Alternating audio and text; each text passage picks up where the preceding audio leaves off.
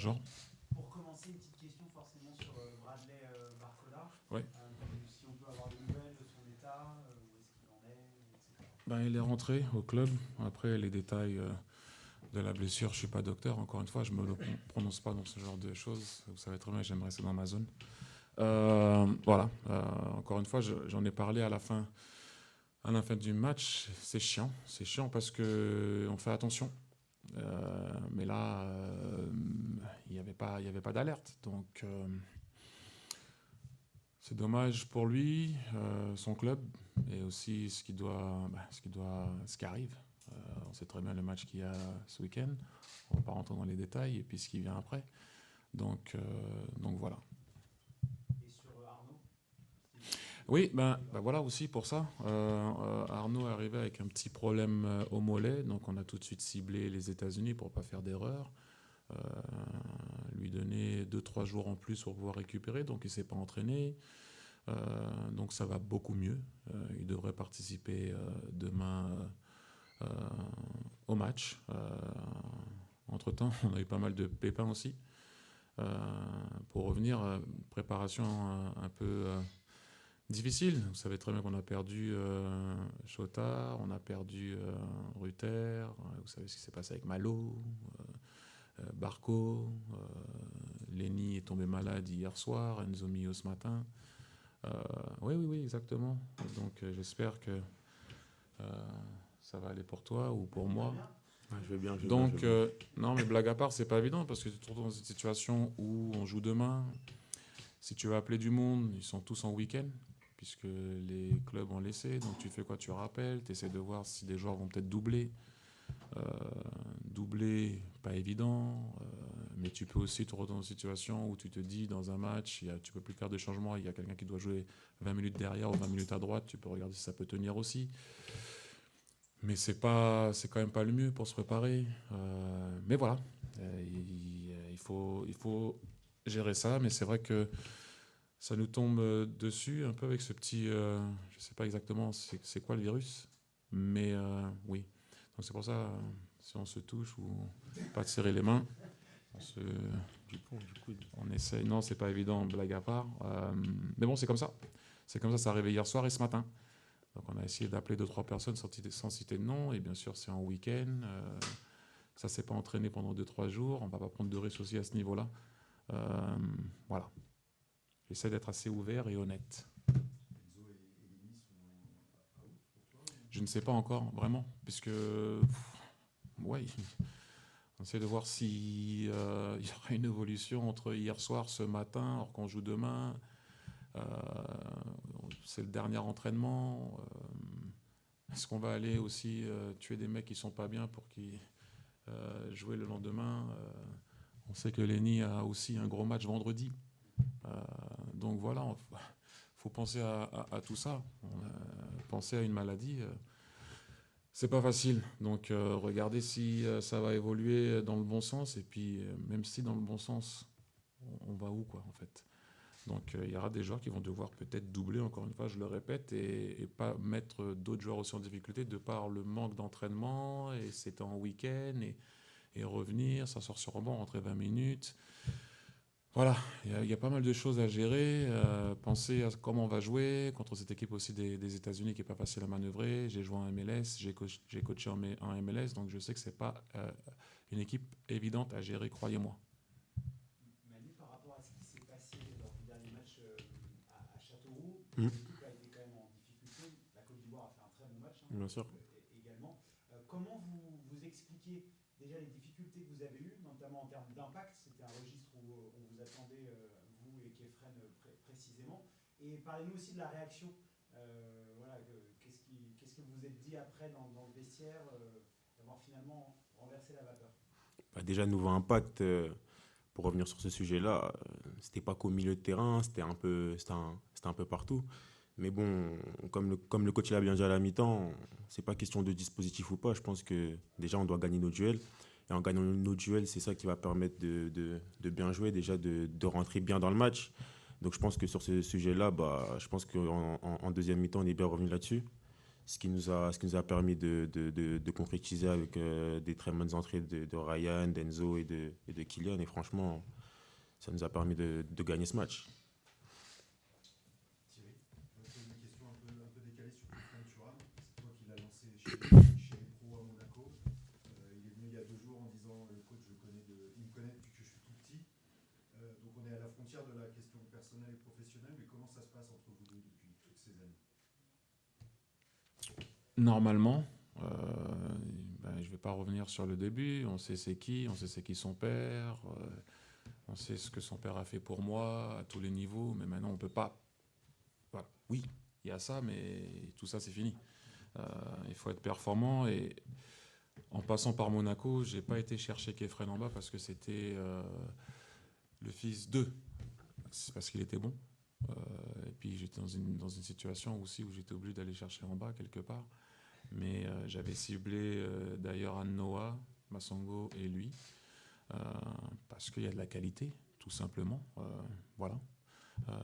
Après, avec l'arrivée, tu sens tout de suite avec l'arrivée de Manu et des 2001, en l'occurrence, il y avait Lucas qui était là la dernière fois, et avec Kefren, on sent tout de suite cette sûreté au niveau du groupe. Alors vous allez me dire, on ne l'a pas vu en première mi-temps, et on a joué contre une équipe quand même qui nous a donné du fil à retordre. J'ai levé ma main à juste titre parce que je me suis loupé. Je l'ai dit, il n'y a pas de problème. On a travaillé sur un truc que tu ne peux pas travailler seulement 2 fois 12 minutes. J'ai essayé de voir si ça pouvait fonctionner, ça n'a pas fonctionné. Dès qu'on est repassé en 4-3-1-2, cette équipe ivoirienne a beaucoup plus, ça a été beaucoup plus difficile pour eux. Donc, et on a tout de suite vu des joueurs gagner des duels et être meilleurs dans l'impact. Mais non, mais après, pour revenir c'est un joueur comme les autres qui a énormément de qualité et on le sait très bien, puisque bon, tu ne vas pas en A par erreur. Donc, s'il a pu aller en A, c'est qu'il est bon et c'est qu'il a été bon et c'est qu'il le méritait. Donc voilà, tout simplement.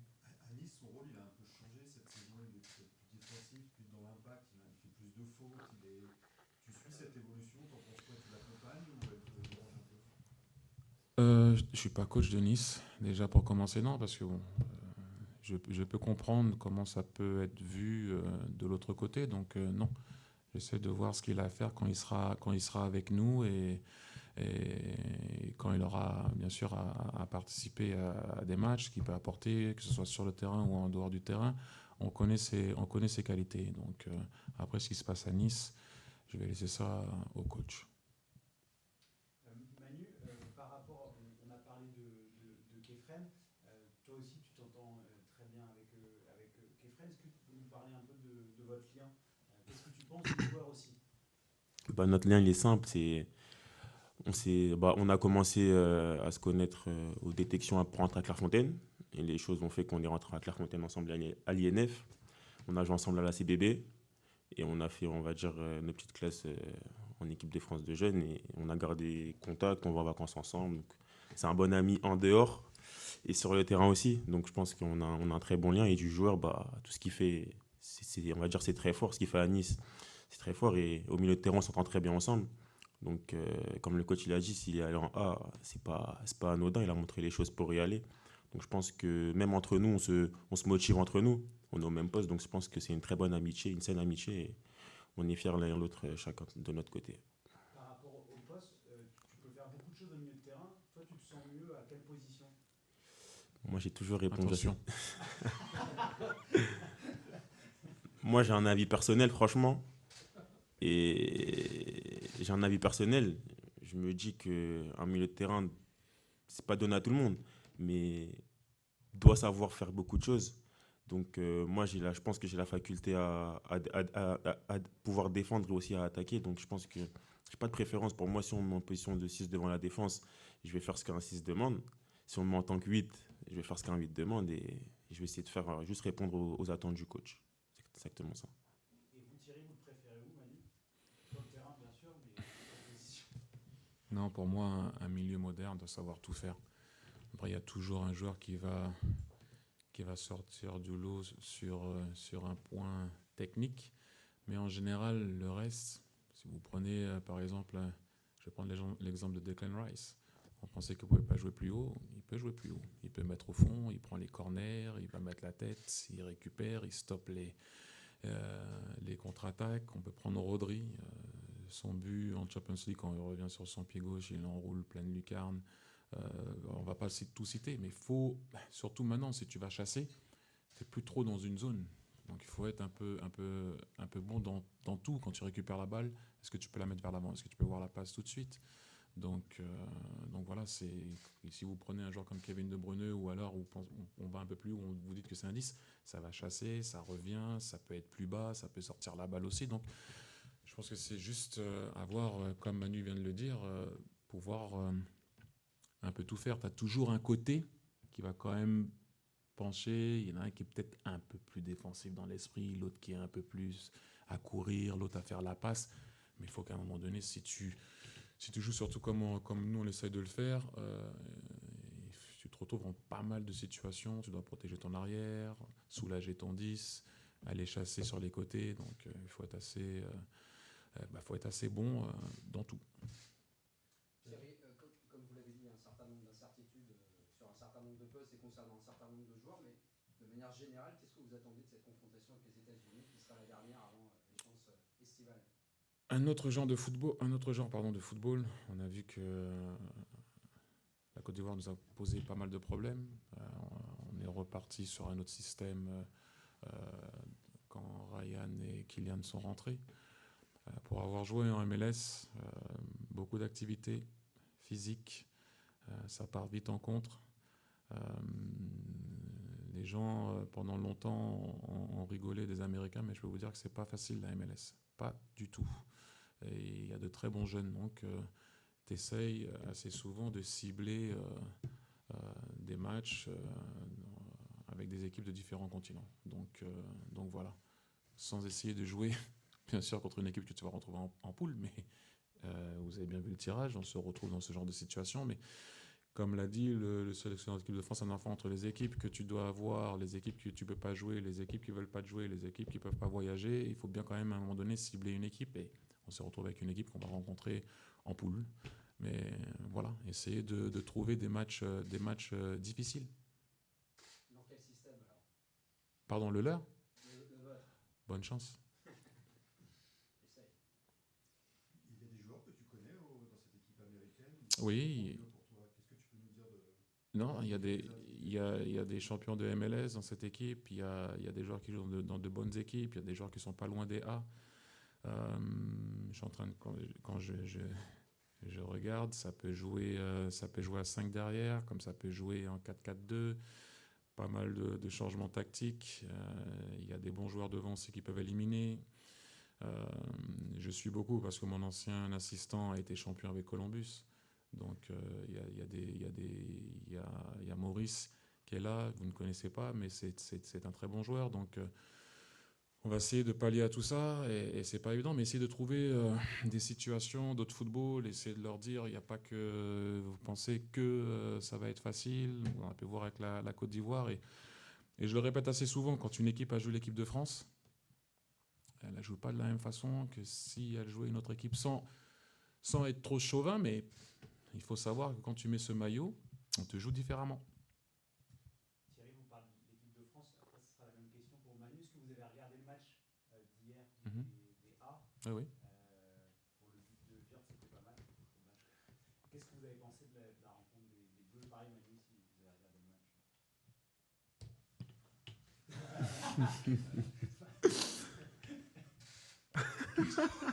Non, réponds pas. Non, ce n'est pas. On a regardé, on était bien. On a regardé. C'était bien, on était assis. Je suis resté jusqu'à la fin du match. Ouais. Confortable les fauteuils? Oui, c'était pas mal. Les desserts étaient bons. Très bon, très bon. Ouais. Ok. Ça a bugué un peu, mais... Next. Même en vrai, un petit mot. Non. C'est pas de mon domaine, vraiment. Est-ce que c'est important de battre les États-Unis psychologiquement, ce fameux ascendant à 3 mois? Non, personnellement, et je le dis encore une fois, je ne pense pas qu'après le match, ou depuis, j'ai parlé de victoire, après la Côte d'Ivoire. J'ai souvent parlé de contenu. Et c'est pas pour faire semblant, mais le contenu pendant 1 heure ne m'a pas plu. Et je prends pour moi. Après, si vous regardez, oui, les 25 dernières minutes, on a récupéré un nombre incalculable de ballons. On est resté haut, tu restes haut, tu peux trouver des joueurs de qualité pour pouvoir se créer des occasions. Maintenant, encore une fois, c'est pas pour faire ah, il se prépare si jamais il perd. Non, c'est le contenu. Qu'est-ce qu'on a préparé? Est-ce qu'on va le retrouver sur le terrain?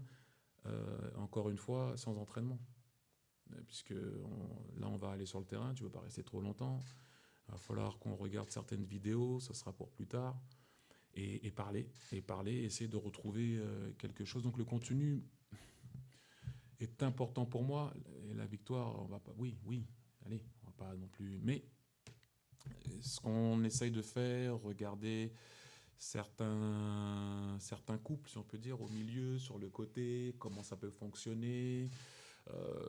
Donc voilà, c'est ça qui est vraiment, vraiment important dans ce genre de match de préparation. Et de temps en temps, dans une défaite ou dans des moments où tu t'es peut-être trompé, où tu t'es trompé tactiquement parce qu'il n'y avait pas assez de temps, il y a des réponses aussi. Il y a des réponses. Donc voilà.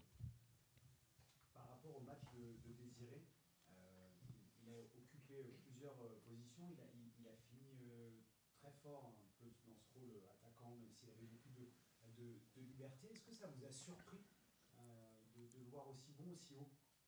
Non, non, parce que Désiré peut jouer, pour moi, à beaucoup de postes. Et j'ai vu ça en fait depuis l'arrivée, le retour de son coach. Euh, il a joué derrière l'attaquant, il a joué à droite, il a joué à gauche, il a joué au milieu des trois où ça allait presser, des matchs intéressants. Il n'a pas pu commencer contre Marseille. La chose qui m'impressionne le plus avec Désiré, c'est qu'on parle toujours de sa technique, à juste titre. Ses dribbles, mais il court. Et il est costaud. Mais vraiment, ce qui est impressionnant, c'est qu'il court. Il ne s'arrête jamais. Il fait les efforts, il revient. Et en général, ça c'est pas souvent associé à un joueur technique qui veut rester vers l'avant, mais il court. C'est pour ça que quand tu as un joueur comme ça, tu peux te retrouver en situation où, oui, moi, il a commencé à droite, et il est parti devant. Il y avait une certaine rotation entre les trois devant, où qui décrochait, qui allait haut, qui partait en profondeur. Wilson peut faire ça, Ryan peut rester plus haut, Désiré s'il est au milieu, il n'est pas trop gêné. Donc, mais c'est sa capacité à répéter les efforts. Et à un moment donné, quand tu joues devant, si tu fais une course toutes les 10 minutes, pas terrible. Mais si tu en fais à répétition, à un moment donné, les mecs sont obligés de lâcher. Et bien sûr qu'on a réajusté le système, encore une fois, mais c'est vraiment impressionnant. Thierry, tu avais pris pour toi la première Mhm. heure de jeu décevante, mais les joueurs, malgré tout, ils sont là pour chercher une place Oui, de non. limite. Tu ne penses pas qu'ils auraient pu t'en montrer plus quand même, compte tenu de l'enjeu de la liste? Oui et non. Je pars toujours du principe que, en tant que coach, tu dois toujours essayer de trouver un système pour qu'il y ait une aide, une supériorité numérique, pardon, que ce soit ou au moins du 1 contre 1 au niveau du pressing et quand tu attaques. Je pars toujours du principe que les joueurs ne savent pas dribbler. Donc tu essayes toujours de trouver une solution de passe. Et si tu sais dribbler, tu sais dribbler. Et donc, j'arrive toujours à me dire, et c'est ce que je leur dis aussi, et ça revient un peu sur ce que tu dis aussi, c'est d'abord qu'est-ce que tu aurais pu faire. Donc moi, en tant que coach, je me dis qu'est-ce que j'aurais pu faire pour aider mon équipe. Donc si Manu se dit la même chose, il va rentrer dans ce que tu es en train de te dire. Donc si on a tous cet état d'esprit, pardon, c'est toujours mieux quand même pour avancer, parce que les gens aiment souvent c'est lui, c'est moi. Non, non. Qu'est-ce que tu aurais pu faire? Ok. Je leur ai dit dans le vestiaire, ils peuvent vous le dire. Je prends. Oui. Oui, après on peut dire que oui, si tu ne gagnes pas tes duels, ça devient difficile dans n'importe quel système. Mais qu'est-ce que tu peux apporter? Dans ces moments-là, c'est super important. Il y a un moment de réflexion à avoir. On a une discussion, bien sûr, on ne va pas rentrer dans tous les détails, que ce soit à la mi-temps ou après, mais ouais, avoir cette réflexion, elle est quand même importante, même si elle ne vient pas toujours du coach. Manu, par rapport à ce qui s'est passé face à la Côte d'Ivoire, on a vu la très belle entrée de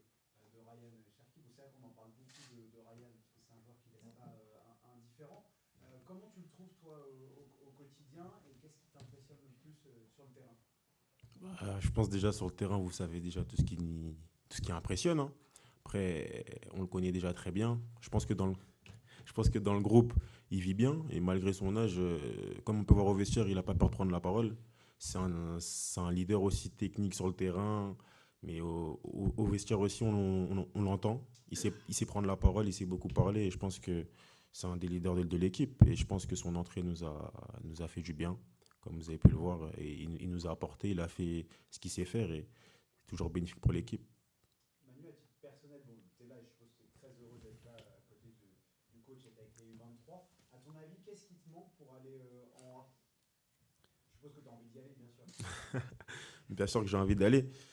Genre d'aujourd'hui, je vais être franc avec moi-même. Je pense que ce qui me manque, c'est d'être constant. D'être constant dans mon club. À chaque match, montrer de grosses performances et de rester à un niveau de constance élevé. Et je pense que c'est une des principales bases qui me manque aujourd'hui. Donc je travaille dessus au quotidien. Et ici aussi, je travaille aussi pour ça. Donc j'espère que je ferai ça pour y aller en A un jour. Sur quels aspects t'estimes que tu dois progresser spécifiquement? Bah, sur tous les aspects, on va dire. Aujourd'hui, si je suis pas en équipe de France A, c'est qu'il me manque forcément des choses. Donc, je pense que, à titre personnel, que ça soit dans tout, que ça soit dans la récupération du ballon, toujours en faire plus que les autres, sur le terrain, montrer que je suis un leader dans mon club. Et quand je vais faire ça, je pense que on va pas hésiter à m'appeler en A. Manu, c'est une question pour Thierry et pour Manu, mais je te la pose d'abord à toi, Manu. Est-ce que tu sens la pression de la liste pour les Jeux Olympiques? C'est-à-dire? Bah, qu'il faut faire ses preuves, qu'il faut montrer au coach qu'on a sa place parmi les 18. Ça va être le dernier match de préparation. Est-ce qu'on sent une forme de pression par rapport à la liste? Bah, je pense que c'est pas sur ce dernier match-là que la liste va compter. Je pense pas que la liste, enfin, une liste sera faite sur ce dernier match-là. Je pense que sur le contenu de la saison individuellement. Après, on sait que les JO, c'est toujours un peu compliqué. Donc, personnellement, je sais que moi, j'en ai parlé avec mon club. Donc, je sais que déjà, ils sont déjà informés sur mon choix. Donc, je ferai tout. Et collectivement, bah, on sera prêt et on verra. Thierry, sur le fait de jouer au Stade Bonal, pardon, sur le fait de jouer au Stade Bonal, avec ce qu'a vécu le club il y a 6 mois, est-ce que ça représente quelque chose aujourd'hui pour vous? Ouh là là, ce qu'a vécu le club, j'ai pas mal de choses à gérer. Mais non, c'est toujours été un stade, une ville, un club exceptionnel. Dans le bus, d'ailleurs, en arrivant, on se refaisait un peu le Sylvestre, Pazdarevic, Crossi, Paille. On va pas repartir parler de tout le monde. Il y en a, ils vont dire tu m'as oublié, Carrasco. Euh, donc voilà, pour moi, ça me parle. Après, je ne sais pas si la nouvelle génération, ça leur parle, mais personnellement, ce club, ce maillot, cette ville a toujours été et est toujours importante pour le football français. Donc oui, pour moi, c'est plus que, ouais, c'est une fierté d'être là. La jeune génération, Manu, est-ce que ça vous parle aujourd'hui à Bonal? Ici, Ouais. franchement, non. J'ai joué en Ligue 2 quand j'étais à Toulouse. Mais franchement, non. Après, je sais qu'il y a des joueurs qui sont passés par ici, mais franchement, non. Ça me dit pas grand-chose. Thierry, je reviens juste sur la question que j'ai posée à Manu. Je te la pose La liste, Oui, bon, c'est j'ai pas la même pression, ouais, ça c'est clair par contre. On sait que tu es dépendant de l'autorisation. On sait que tu es là, dépendant de l'autorisation des clubs, Ouais. évidemment, donc c'est une question un peu bancale, mais est-ce que les joueurs jouent quand même leur place au JO sur ce double rassemblement? Bah oui, bah oui. Mais en fait, c'est les deux, quoi. Oui. Mais après, Manu aussi a bien résumé ça. Après, il y a ce que tu vas faire en club, comment tu vas terminer la saison. Rien n'est acquis. Vraiment. Donc, il va falloir bien finir la saison, bien montrer ce qu'il y a à montrer là demain soir. Oui, ça passe par là. Parce que nous, en fait, pour eux, ça s'arrête pas là, mais pour nous, ça s'arrête là. Oui, après, tu regardes les matchs. Tu regardes, essaies de voir si tu peux. Parce qu'il y a un truc qui est super, enfin, pas super en fait, mais si tu vas voir un match, tu peux en regarder qu'un. Ou alors tu vas les revoir. Si tu restes chez toi, tu mets les 4 écrans, tu vois les 4. Donc on essaye de bien loucher et bien regarder tous les matchs et essayer de voir tout le monde. Mais c'est vrai que nous, quelque part dans l'essai. C'est pour ça que j'ai essayé ce que j'ai essayé aussi. Il faut bien comprendre. Je suis pas fou non plus, mais c'est les deux derniers matchs. Il faut quand même essayer de voir si tu peux mettre les joueurs dans des conditions pour voir si on peut peut-être jouer d'une autre façon ou pas. Et il faut le faire sur le tas. Donc c'est pour ça que pour nous, pour les joueurs c'est différent, c'est vrai, mais pour nous, oui, oui, on regarde bien ce qui est en train de se passer sur pas mal de points. Mais c'est vrai que ça continue en fait. Donc Manu aussi a bien terminé en fait la question. Ça compte et ça compte jusqu'à la fin de l'année. Quel chevalier restera ton capitaine? Bon, on verra bien. Il a un potentiel. Il a un potentiel. Tout dépend de qui viendra ou qui ne viendra pas. Euh, donc voilà. Demain, il sera capitaine. Euh, Manu. Donc voilà. Ah, Manu sera capitaine. Oui, oui. Donc plus de 4 jours après. Non. C'est une première info déjà. Oui, mais bon, en même temps, je vous ai dit que je suis pas là pour tuer les gens. Il y aura beaucoup de changements par rapport au premier match dans ce que tu peux faire avec les joueurs disponibles ou... On verra avec ce que je viens de vous dire. Ouais, pas évident. On va se donner une soirée. Même si encore une fois, on n'est pas là pour rendre les joueurs, même si je sais que Barco, vraiment c'est pas facile, mais est rentré blessé, Malo est rentré malade. Ça c'est encore un autre débat. Donc il y a le match de vendredi. Donc il faut faire aussi avec ça. Voilà. Donc oui, Manu sera capitaine demain. Donc vous savez que Lucas ne jouera pas. Merci. Obed ou Guillaume qui... Merci.